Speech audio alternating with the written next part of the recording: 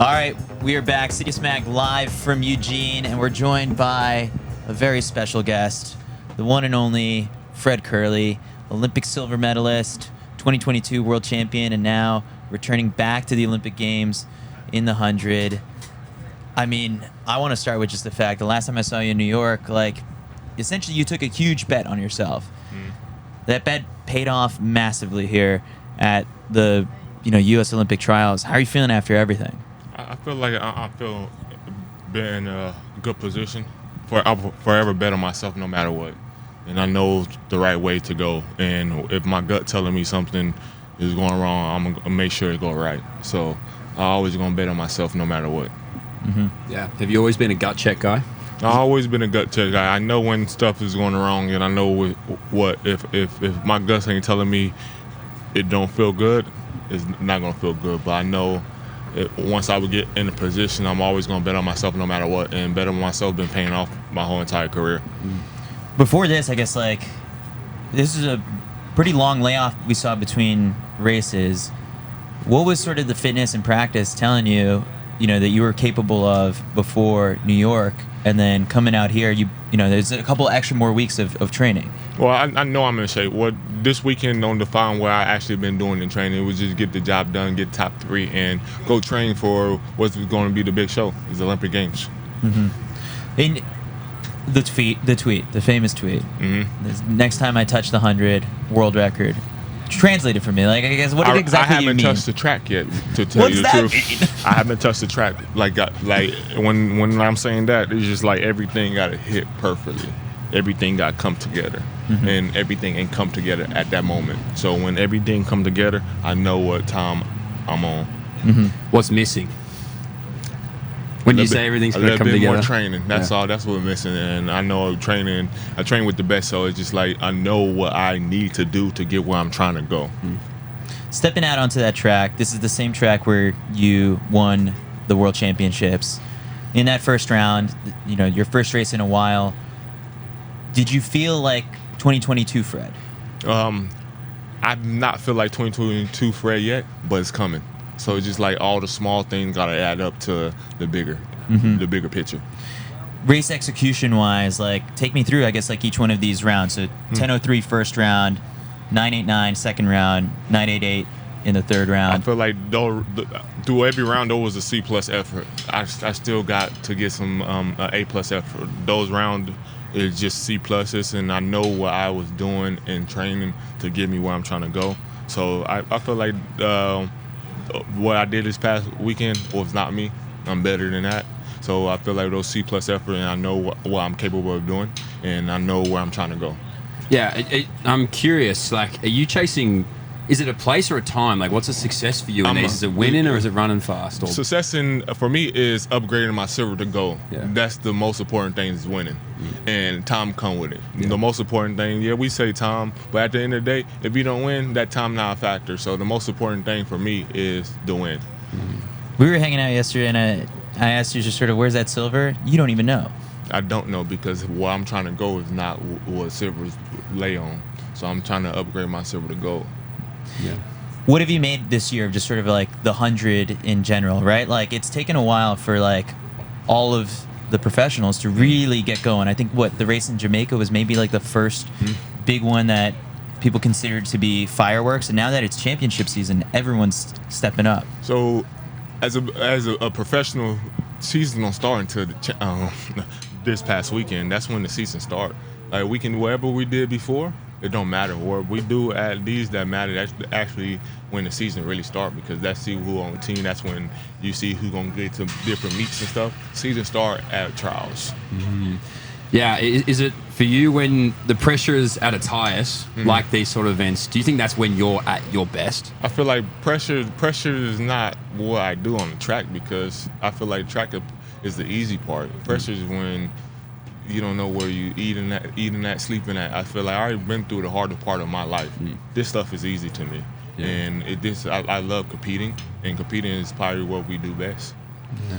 When we look at sort of like the results and just sort of like the progression of the season, it looks very similar to 2021. And that's why, like, I feel like throughout the year when these questions about you have come up, it's just like, is he going to perform? Is he going to show up at the championships?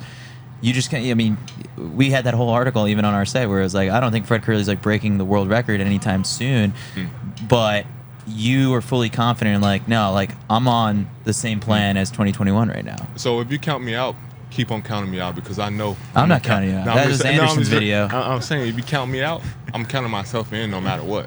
Yeah. So you don't know what's going on behind the scenes. So you don't know, like, no athlete's plan. So the coaches and everybody know what you've been training for. You're not training for no one race. We're training for multiple rounds year in, year out. So we're not training for, or I can go run 11:0 one day and then boom, the next day I can go run rounds and be faster. Everybody not training for rounds. We training for rounds, not run race off. God. You posted the videos, I guess. Like you posted something this morning too, like just sort of like of training. What are you sharing there? Because it's sort of like if I'm just looking at it, right? Like there's a little context shared there. What is that you want to? Why are you putting that out there? Just know I'm ready. That's it. Simple. Do you think the people, your competitors, if they see that, they pick up on something from that or no? Well, I don't know. If you know me, I like to put stuff out, but right now I'm going back into the dark mode, and dark mode is quite crazy. I feel like you're looking into my eyes, Fred. I'm getting fired up over here. But do you reckon you're a bit misunderstood? Like, do you think people are mincing confidence with arrogance? Because the way that you speak and the conviction that you speak, I feel like I've been like this my whole life. Yeah. If you've been around me, you should know me. But if you're not, like, from the outside looking in, a lot of people don't know me. But from the inside looking out, the people around me know me and know I've been doing that since day one. So it just is what it is. nothing new. There's so many like new things coming about like in the sport, and of course one of the things, you know, cameras are everywhere, people can see them, like the Netflix show, right? What is it that you sort of, I think people will walk away from that being like they're either a Noah Lyles fan, a Fred Kerley fan, a Marcel Jacobs fan, and I think you come out pretty strong in there. What is it that you want to kind of convey to the people who watch that show? I feel like to give the people that don't know track or the daily life of a professional track athlete. Like, we actually, believe it or not, we don't got no off season. Yeah.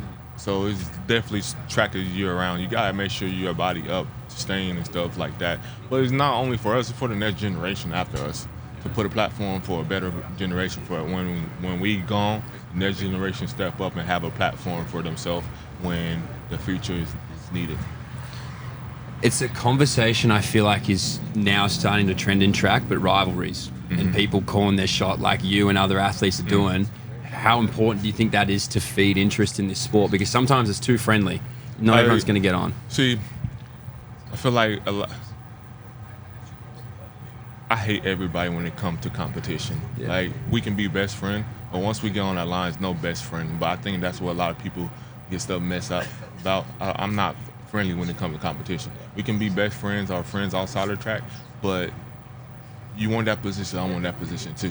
So we all can be friends outside the track, but I hate everybody when it comes to competing. Like, when we go on that line, it's no friends. It's like I don't got no enemies, but it's no friends when it's come to me competing against anybody. I hate everybody. Yeah. Simple as that. We can be friends outside of the track and away from track and field. But I hate everybody when it comes to competition because hey, everybody want that limelight. You know what I'm saying? So it's just like when we competing, I don't got no friends. Yeah. We can go down once we get done, but competition, like at that evil. I don't want. Is that the same if for you? Let's say you run these races and it doesn't quite go your way. Are you able to switch off pretty quick and be like, all right, that race is done? Once I leave the track stadium, I'm back to a normal person. So it's like When we sat down in Budapest last year, you said this year you're out for blood. Have you been satisfied yet, or you're still? I'm not satisfied until I cross that Olympic with a goal around my neck. What have you made of sort of like your? I know you look at the results, right? Like maybe you're not watching every single race, but you pay attention to, you know, Marcel's coming around. You know, Noah is also still sort of at the top right now. How are you sizing up the rest of the world right now? Tell you the truth, I'm really not sizing up nobody because I believe I'm the best, and simple as that. And I'm trying to duplicate 9.7 or faster. So I know I think I took a year off in track and field, and I'm barely getting back around. and I'm getting back to my old self. Still not. Still haven't seen your old self yet. Yeah, I haven't saw my old self, but it's coming.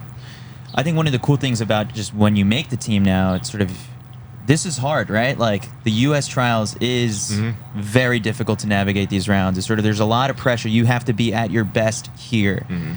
But now that hard part has been, accomplished and overcome, you just bought yourself, 5, however many more weeks, and it's back to 0-0. Like the 3 guys who made the team, like it's a clean slate now. So my coaches know what I need and was missing for the latter part of the season. So it's just all about getting everything correct and get going and actually get back in 100-meter shape to get where I'm trying to go. Wow, what does that training look like now? Hard. Yeah. I feel like it's more technical than anything. Just getting all the small details for the bigger picture. Because if I'm extracting that final, your back end, that last 40 was blistering. Like that's where you really caught bodies. Yeah, I feel like my top end coming back. Yeah. I missed my front end, but my top end came back just a matter of a week. Yeah. So what's harder to train? Is the front end harder to train or the back end harder to train? No, for me, it's just like, I feel like I was doing 60s indoors to get me where I'm going. But at the end of the day, I feel like being from a strength background for 400, the top end is easy for me, and the front end got to work on. Yeah. It's such a fast race, but like in that final, was there a point where, you enter that race thinking, all right, I'm racing for the win, but then as it starts to unfold, you have to react to what is happening around you. Were you at that point racing for second and third? I'm going to tell you the truth. If I would never start leaning over, I would have won that race. I started leaning over and dipping too early. Yeah. And my coach saw that, and he cussed me out after the race and back to the drawing board. Like it says 0-0. The lean at the end, is that something you're just trying to... No, I would never lean no more. I'm trying to go run through the line.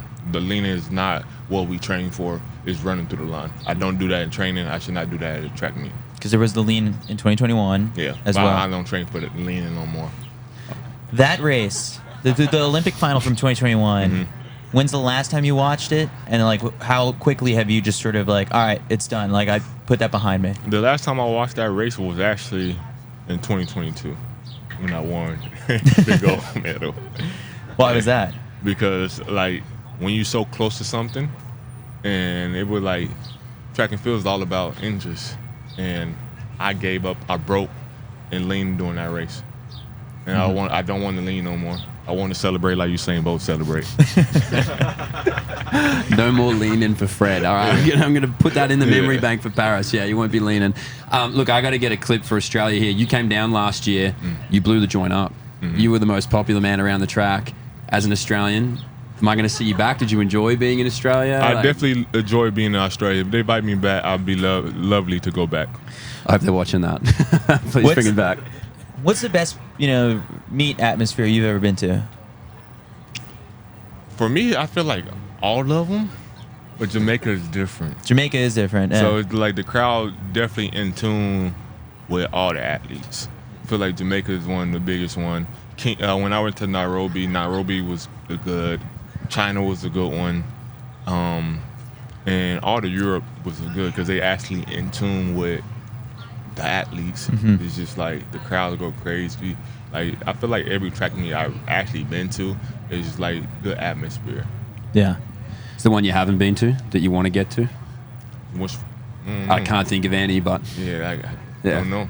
I haven't been to all the Diamond League ones, but I really want to mark out everyone on the list. Say I've been. So set the meet record at all of them. Yeah, and go Why not? And go ride them into the wind.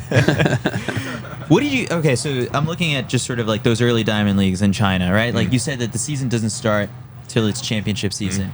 Is that everyone's sort of mentality in those races? Because like I'd like to be honest, the Diamond Leagues have been for like, those meets is bad. I feel like those meets is just like preseason basketball. The season don't start until playoffs. Yeah. So I feel like that's the same contract. We just learning, trying to get everything and together. No disrespect to those meets because like I'm sure you'll want to go back and definitely. like. There's no disrespect towards those meets, but I feel like training, like everybody training soccer is different. Yeah. Like your coach is picking you at this time and so forth. It's just like your coach is training you for certain stuff. like different from between college and professional.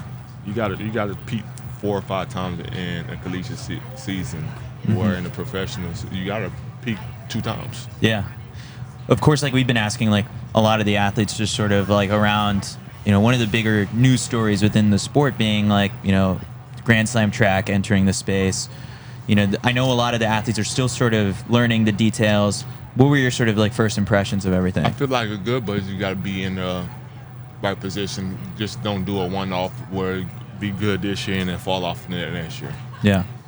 How do you feel about running 100, 200? I mean, you could do fairly well every single $100,000 every single 1, 2, and 4.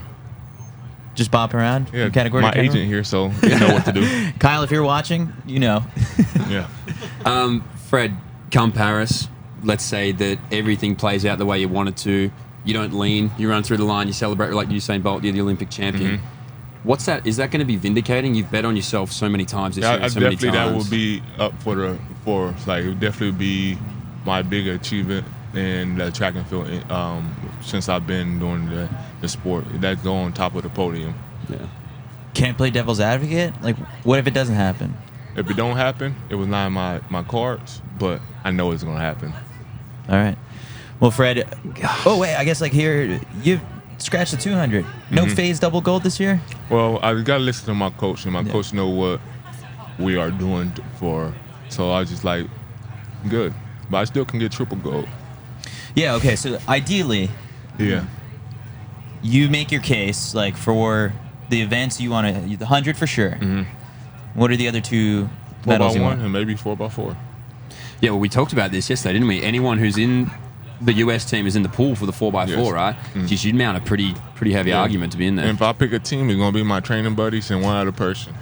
Yeah. Right. Like the Hell of a team. No, think about it. Like the ideal 4x4 team, if we're assuming like every single person is firing at their best, would be, give me the right order. So it'd be who leads off? Me out the hole, Norman second, a blank third, and Rod in the race. Right to anchor it. I think that third one could be Quincy Hall. Quincy Burning is just open spot right there. 4x1?